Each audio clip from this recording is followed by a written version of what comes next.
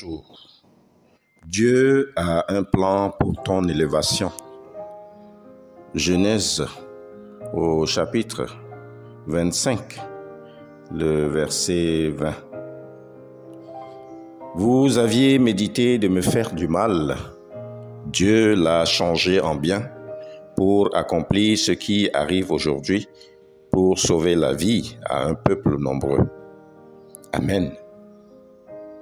Notre Dieu, le plus grand planificateur, a un plan pour chacun de nous. Il a dit, je connais les projets que j'ai formés sur vous, projets de paix et non de malheur, comme écrit dans Jérémie au chapitre 29, le verset 11. Pour atteindre son objectif qu'il a fixé pour nous, Dieu passe parfois par un ensemble de chemins comme la trahison, la déception, l'humiliation, la honte et tant d'autres avant de nous élever en dignité. L'histoire de Joseph est un exemple qui démontre comment Dieu, avant de permettre à Joseph de devenir quelqu'un de très important dans un pays étranger, il a laissé subir la trahison de ses frères, l'esclavage et la vie difficile en prison. Ces moments difficiles vécus en Égypte par Joseph ont été l'œuvre de la jalousie de ses frères. Quels étaient les sentiments de Joseph au moment où ses propres frères le vendaient à des marchands d'esclaves?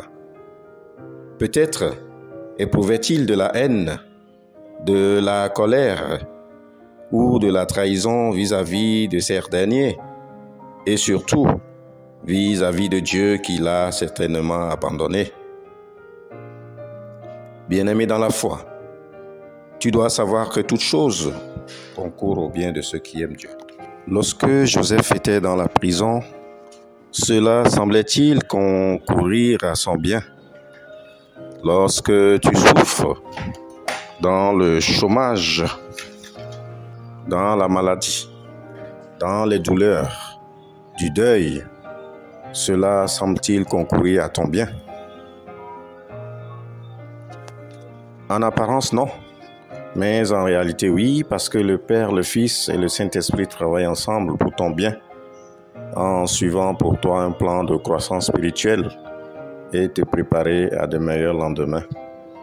Dieu veut agir aujourd'hui. Tu dois lui faire confiance en toute situation. Non seulement il est capable de changer le mal en bien, mais aussi de t'élever en dignité.